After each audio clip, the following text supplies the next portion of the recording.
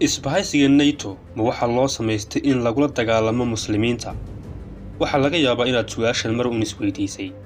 Isbahaysiga NATO oo la aasaasay wixii ka dambeeyay dagaalkii labaad ee dunida.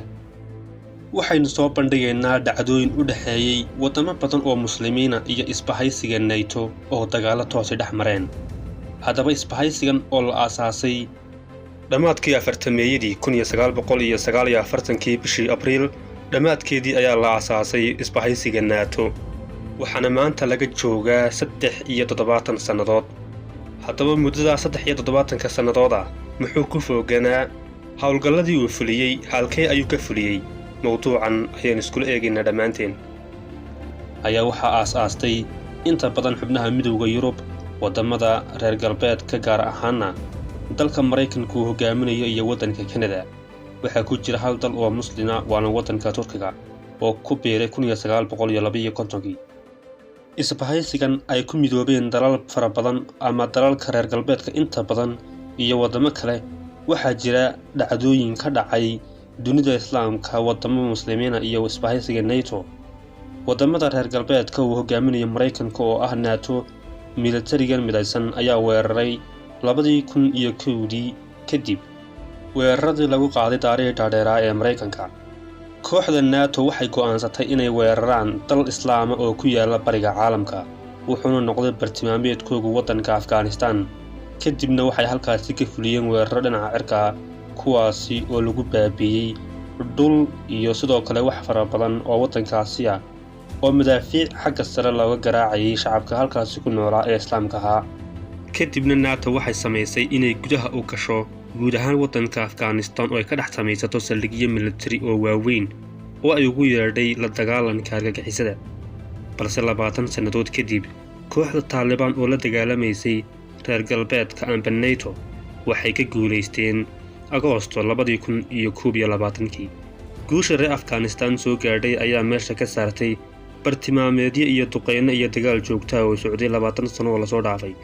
waxayna markii ugu horeysay dad dhalinyaro ah oo waaweyn oo u dhashay Afghanistan ayaa ku garaadsaday dalkooda oo dagaalada dhacaya kuwaas oo ay ku hayaan isbahaysiga NATO iyo iska difaacitaanka kooxda Taliban oo ay marka horeba ku eedeynayeen reer galbeedku inay baritaarto kooxaha ay ugu yeedhaan argagixisada oo ka dagaalama ayay yidhaahdeen wadamo badan oo dunida ah. Mareykanku waxa uu si cad u sheegay inaysan duulaan ku ahayn islaamka, balse taasi waxay ahayd gadaasha.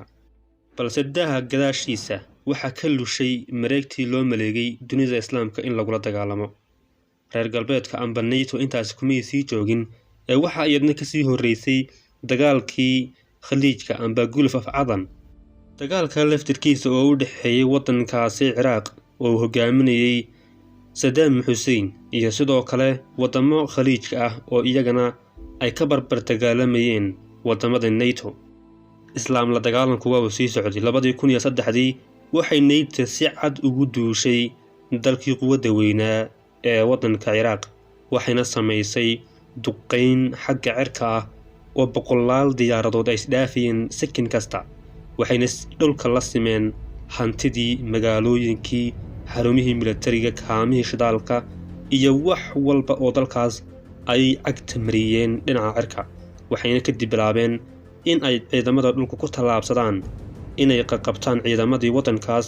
inkastoo isku difaacitaan adag ay gashay wadankaasi Ciraaq, balse waxa ka awood batay 10 wadan oo hal mar kugu soo duulay oo qaarkood muslimiin yihiin oo bartaaraya isbahaysiga NATO waxa taageerayay wadamo Khaliijka ah oo ugu horeeyay Sacuudiga iyo dalal kale oo ka mid yahay isku tagaan Imaaraadka Carabta.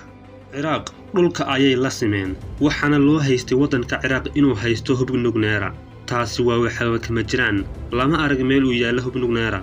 dalka Ciraaq wuxuu ahaa dal diin oo barwaaqo ah, dadkiisuna ay si nabad ugu nool yihiin. laakiin dadkii wadankaasi ku noolaa waa la qaxiyay waana la kala qaybiyay. run ahaantii dhibaato iyo rabshad weyn ayaa loo horseeday weerarkii lagu qaaday wadanka Ciraaq. weerarka lagu qaaday Ciraaq dunida islaamku dhinaca uga soo wada jeedsan oo may diidin in la weeraro Ciraaq, waayo iyaga laftirkooda ayaa isku arkay khatar inay ku hayso wadanka Ciraaq. taasi waa foolxumo aad u weyn in la arko dunida islaamka oo midba meel lagu cunayo oo ay intaas oo quwadood oo ku midoobay urur dalkaasi cagta mariyaan oo ay baabiyaan kaabayaasha dhaqaalaha iyo bulshada gebi ahaan waxay ahayd arrin la yaab leh oo ka dhacday bariga dhexe. Israa'iil oo ah tan iyadu ka faa'iidaysata dhammaan cararta hadba meesha ay saldhigtaan kooxda NATO oo ay baritaaraan Mareykanka iyo waddanka Ingiriis. Israa'iil in lagu duulo waddankaasi Ciraaq waxay ahayd guusheeda, waayo waxay u arkaysay cadowga ugu weyn ee ay wajahaysay xilligaas. waana xaqiiqdii siday ahayd in Saddam Hussein waqti kasta weeraro waxay ahayd mid iska caadiya. dhibaatada intaas leeg isku soo wada duubo ay geysatay isbahaysiga NATO waxa ka sii daran dalalka ay faragelisay amba ay faragelinta siyaasadeed ku samaysay ee ay kharibtay qalninkana u rogtay. wadamo badan ay joogaan isbahaysiga NATO, dalal fara badan ayaa taageero aragti ahaan jeedka loo asaasay ma in islaamka lagula dagaalamaa ma in ay iska difaacaan quwado waaweyn oo caalamka. kuma dhacaan inay la dagaalamaan waddanka Shiinaha, kuma dhacaan inay la dagaalamaan waqooyiga Korea, dal yar oo ku yaala bariga caalamka. suurtagal ma aha in ay dalkan la dagaalamaan isbahaysiga NATO iyadoo ay ka cabsi qabaan inuu ku samayn karo waxaan waraaba ari ku samayn. markasta ayuu isticmaali karaa hubkiisa nukleerka isagoon u kala eegaynin meesha bartilmaameedka ah, ciidan, shacab, dal dhisan iyo meel walba magaalo in uu dhulka la simo North Korea. mar walba haddii la soo weeraro dalkaasi waa u caadi waxa walba oo gacantiisa ku hayo inuu isticmaalo, waana sida caadiga inaad iskaga difaacdid haddii cisigaaga iyo sharaftaada iyo karaamadaada la soo weeraro inaad iska difaacdid. ma jira hal dal oo islaama oo arrinkaasi ku dhiiran kara.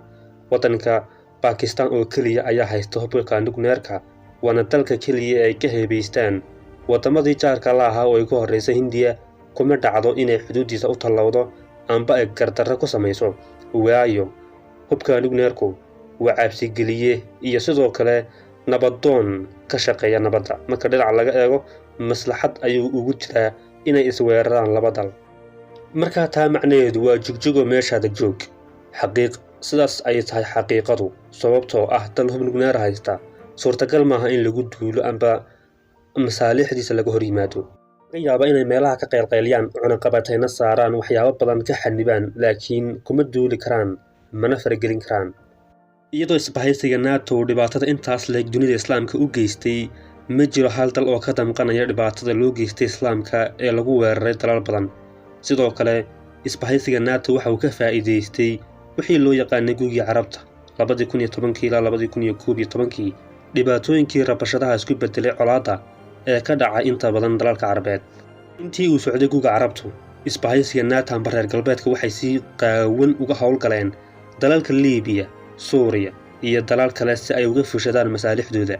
ilaa iyo maanta shidaalka iyo kheyraadka dihin ee waddankaasi Liibiya waxa si halhaleela u daldasha wadamada reer galbeedka iyo wadamo kale oo ka mid yahay Ruushka oo u soo dira koox calooshooda u shaqaystayaal oo lagu magacaabo Wagner.